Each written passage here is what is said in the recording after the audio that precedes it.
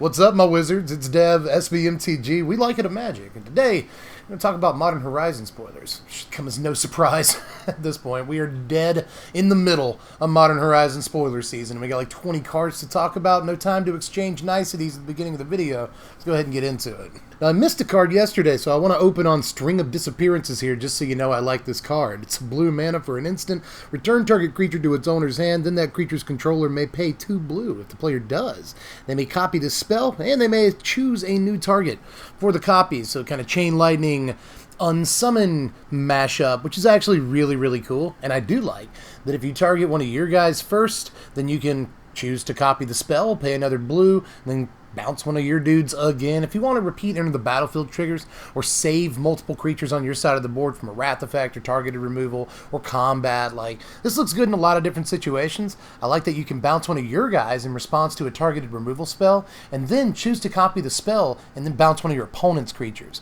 I really like a lot of the sort of flexibility on this, and I think it's even better than a better unsummon. Now, here's a card that really piqued my interest yesterday. This is Valiant Changeling, 7 mana, but not really. 5 and 2 white for a 3/3 shapeshifter, and it has double strike and Changeling.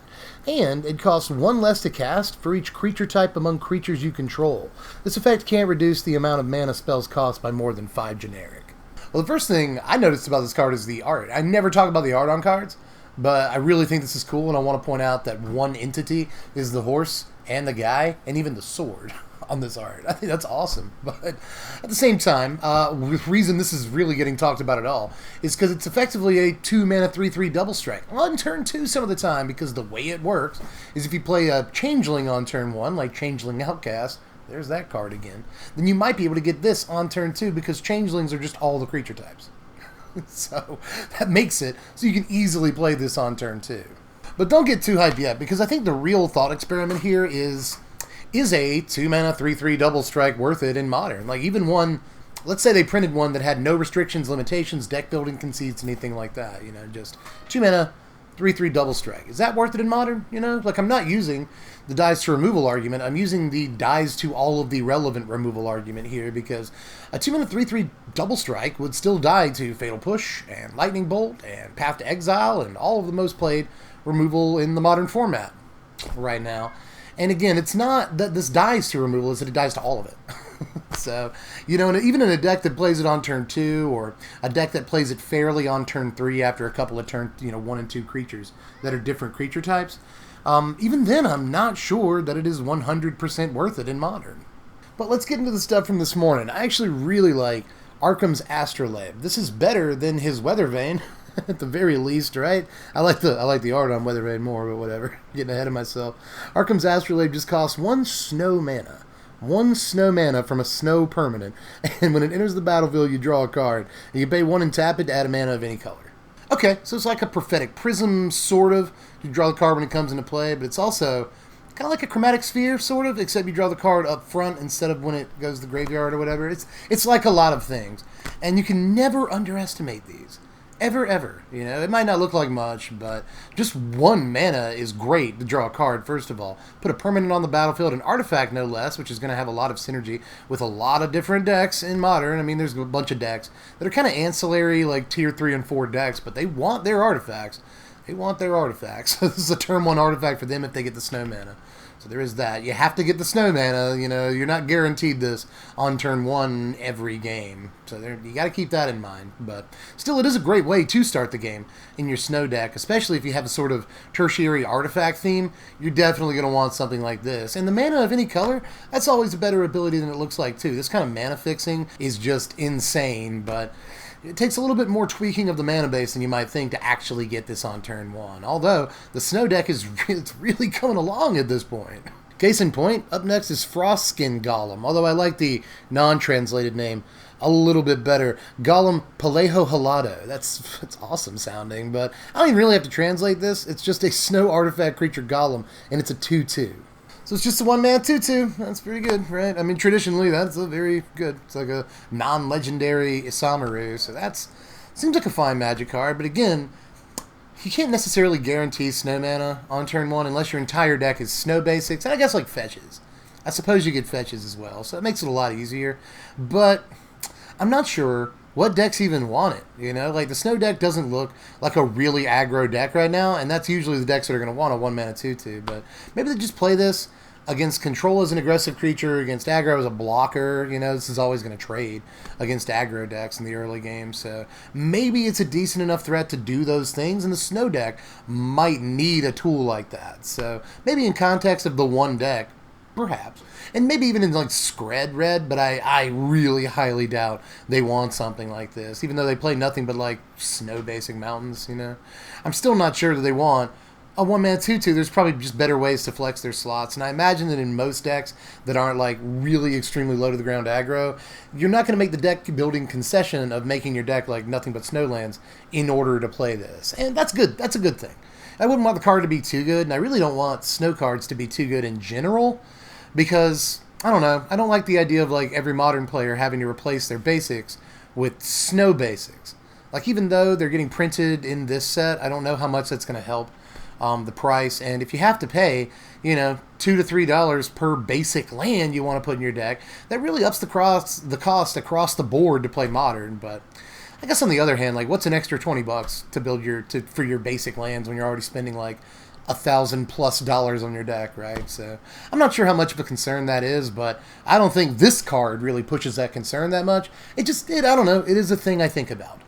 Up next, reprint! This is Nether Spirit right here. It's a black and a black. 3 mana for a 2/2 Spirit, and at the beginning of your upkeep, if Nether Spirit is the only creature card in your graveyard, you can return Spirit to the battlefield. Doesn't look like much, does it? It's just a little 2/2. It doesn't even have like any abilities, like keyword abilities or anything, right? But no, this thing was actually like a force back in the day, but I think that it'll probably just remain a nostalgic memory. I'm not sure. Maybe some kind of faithless looting thing that isn't a Hollow 1 deck. I don't know. It's just hard to like really think of spots for this, although we are getting Factor Fiction back in this set, and like the first time Nether Spirit made a splash, it was in the Factor Fiction deck, where it was like the only creature. Even when they reprinted Factor Fiction, like when we found out last week they were going to reprint Factor Fiction, a lot of us were like, yeah. I remember the good times, but I don't know if it's good enough for modern. I feel the exact same way about Nether Spirit. Well, up next, I probably should have gone ahead and done this card concurrently with the 2-mana 3/3 double strike changeling thing, because it's a little similar, at least in design. This is Orscale Guardian, 7 mana, 5, 2 red for a 4/4 dragon, but it costs 1 less to cast for each land card in your graveyard. It also has flying and haste, and pretty good abilities. You know, I want to like this card. It reminds me of like Free Jam Regent immediately, although it's probably a little bit better than Free Jam, mostly because of the haste. The haste is a big deal on this card, but in the end, I'm not sure that like land-based decks will need this. Like, I'm not sure that this works its way in and is worth a slot in a deck that's like really stacked on slots. But if I had to lean one direction or the other, I'd say about 75% no on this one, but not because it's not powerful, just it's not powerful enough for the decks that it wants to go into. Here's another card that fits that bill and would go in the same decks. Here's Ruination Rider. It's just 2 mana, a green and a red for a 2/2 human berserker. And when it dies, you may have it deal 1 damage to any target equal to the number of land cards in your graveyard. Okay, so this looks good too. And yeah, we've got fetches in modern. I should have mentioned this with the last card, but I kind of lumped these in together. We got fetches in modern. We got the New Horizon lands, so we got plenty of lands to sacrifice, right? Plus ways of discarding lands, so we already brought that up, you know, so there's plenty of ways. Or you can just sacrifice lands for value, like Ghost Quarter. There's a ton of different ways to get lands in there. But I'm still not sure that cards like this are worth it. This one a little bit less than the last one even. I think that these are much more likely going to be like really playable limited cards. Like in limited, I think this is really good. If you just have a couple of, maybe a Horizon land or two, or different ways of putting lands in your graveyard. If this just hits for 2 damage when it dies in Horizons Limited, then it's probably a really, really good way of, you know, filling out your deck.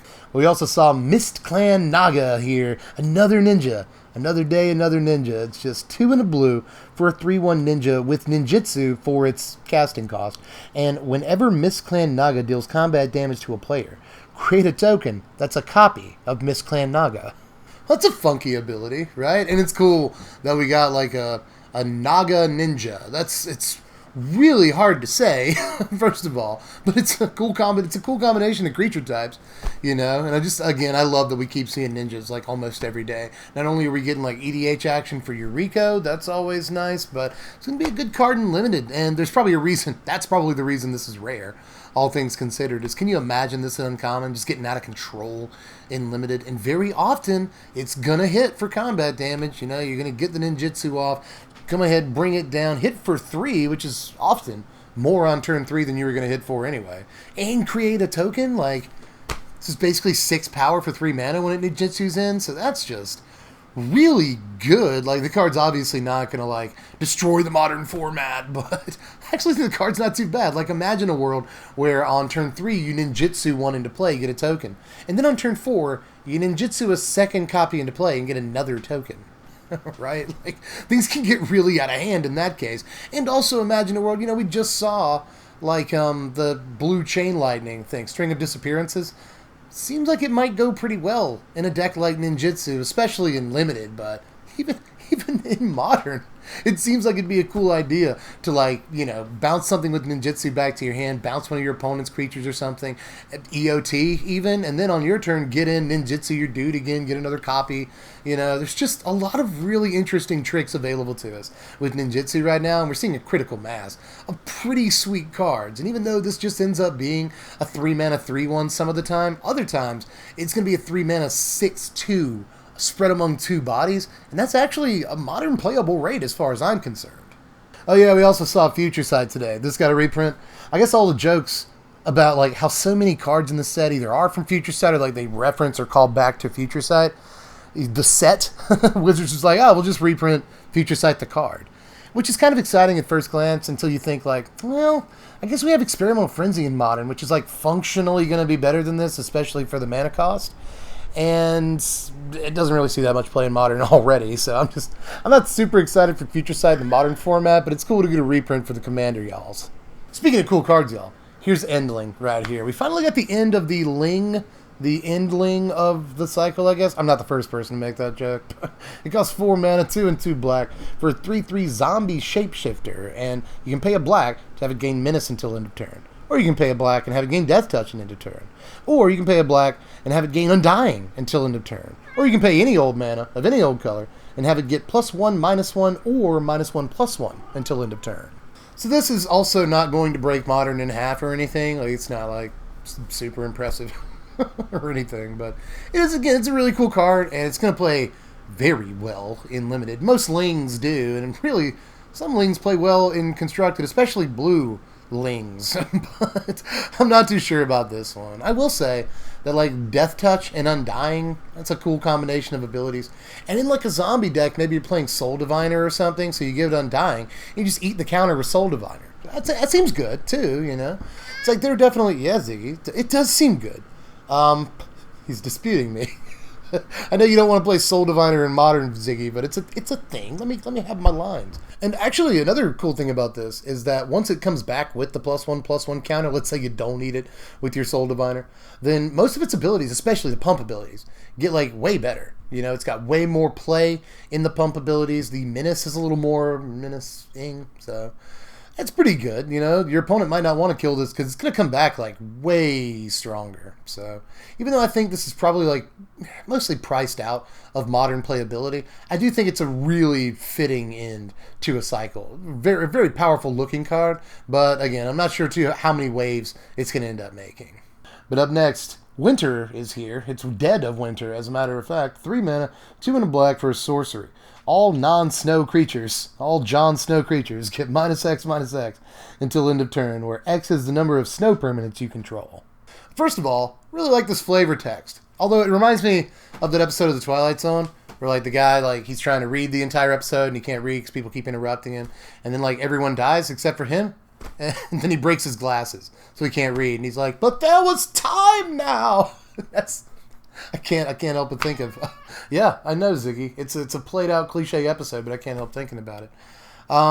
Anyway. Card is actually kind of decent. It reminds me of like a snowy Gates Ablaze. And Gates Ablaze is not necessarily Modern playable. But when you make it...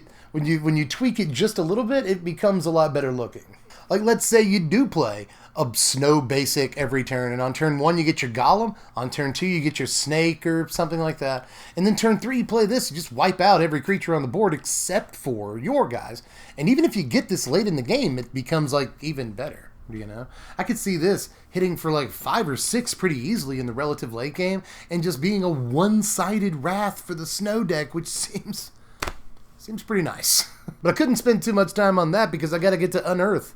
This is another one of the most impactful reprints we've seen in the entire set. And it's just a common. It's pretty much always just been a common. But don't let that fool you. The power level of Unearth is just unfreaking believable. Just 1 black mana for a sorcery.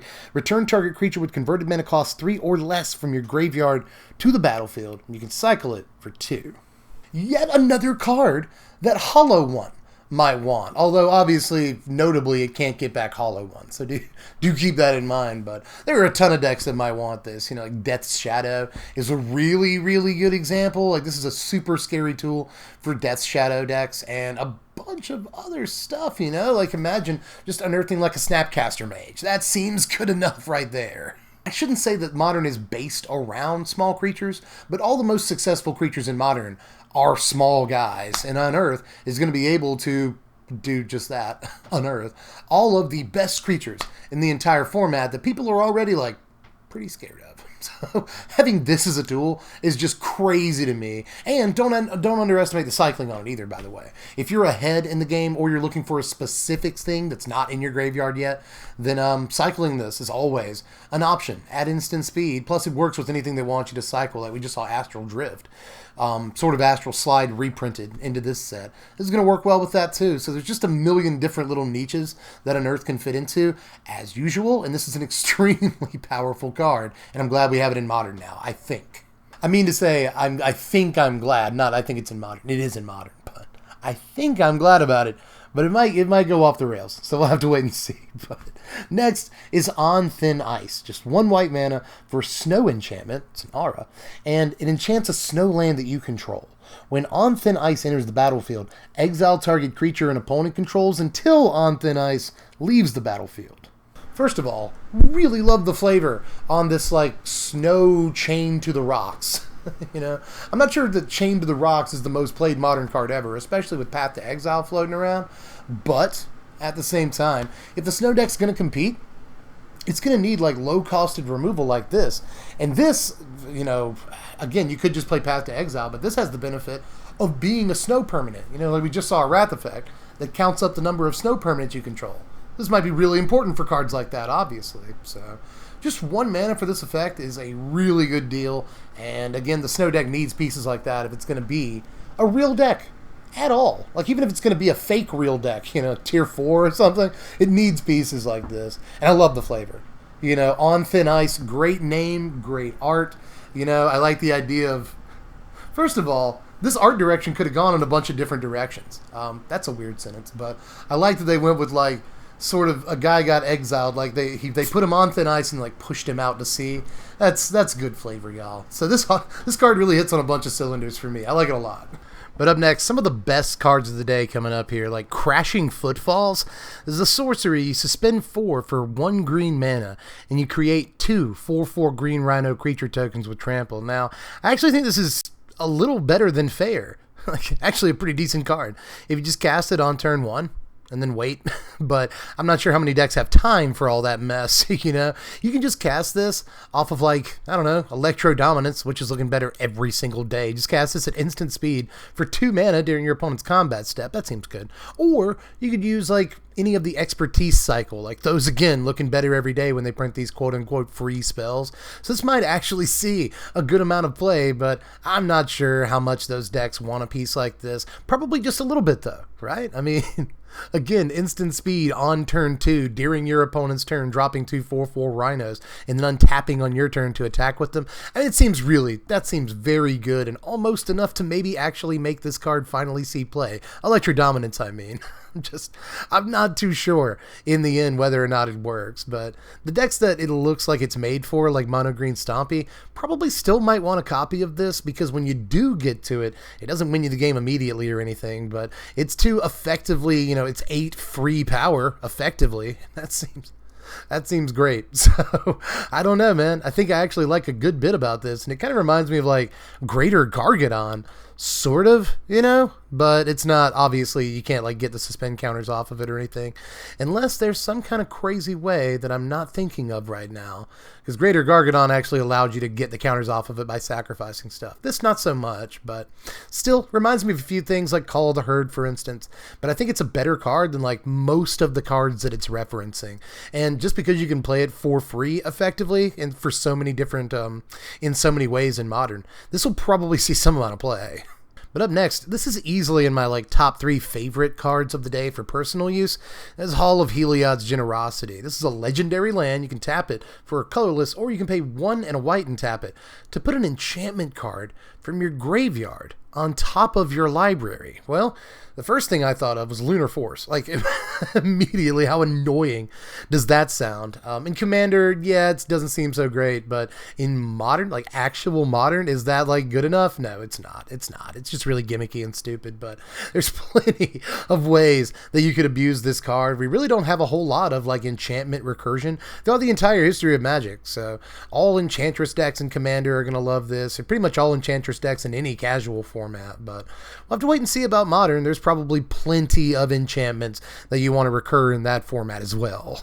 But up next, let's look at a brand new card that just got uploaded as I reloaded Mythic Spoiler. This is Llanowar Tribe. Llanowar Tribe, not just elves, the whole tribe. This is 3 mana, all of it green, for a 3/3 elf druid, and you can tap it to add 3 green.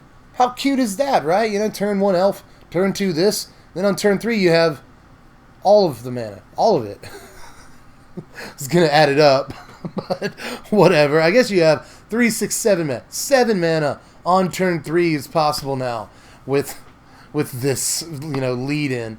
Even though that lead-in isn't going to happen all the time, it probably will see some play in Modern Elves, especially considering it's going to be, like, the biggest body in that deck. And at the very, very bottom of the bar, it's going to see all the play in pretty much, like, every Elves Commander deck until the end of time. So, yes, this is actually a very important card to get hype over. But you know what I'm even more hype about? The final card of the day, Pashalik Mons. This is 3 mana, 2 and a red for a 2/2 legendary Goblin Warrior.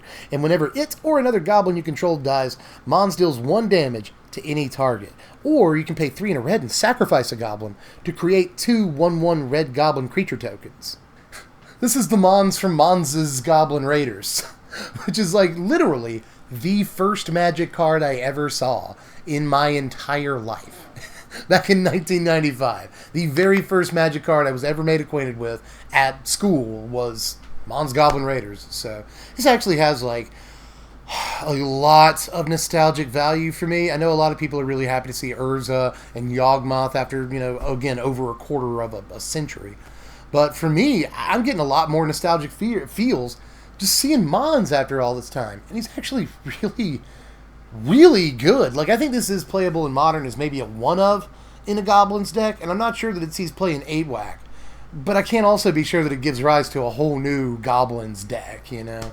But at the same time, this is just incredible in the late game, and games will go long.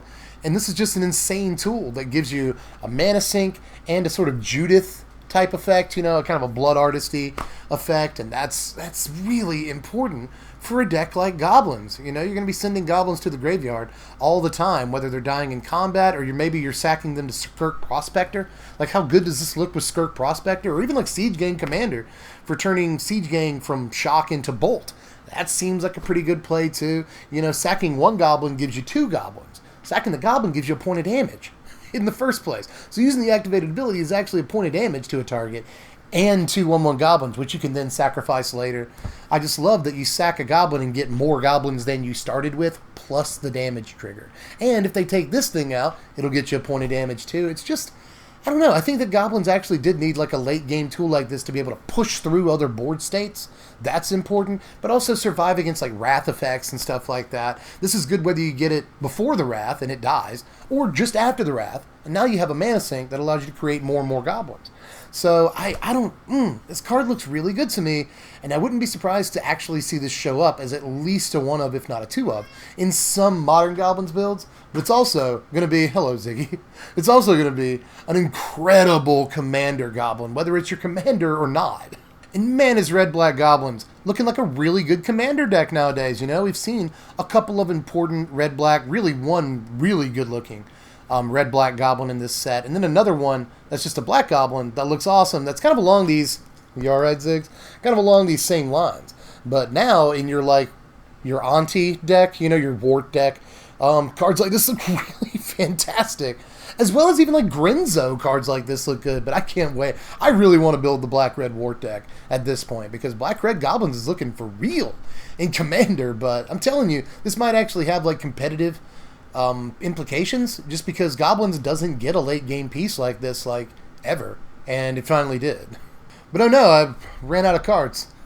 I wanted to talk about more cards, but we're done for the day. Amazingly, that didn't seem like it was too long. That seemed like insanely quick. But anyway, I guess I'm going to turn it over to you. It's your turn. Let me know how you felt about all these cards. Anything I missed down there in the comments section. Any interactions I didn't bring up. Insane combos that will end Modern as we know it and I just somehow missed them.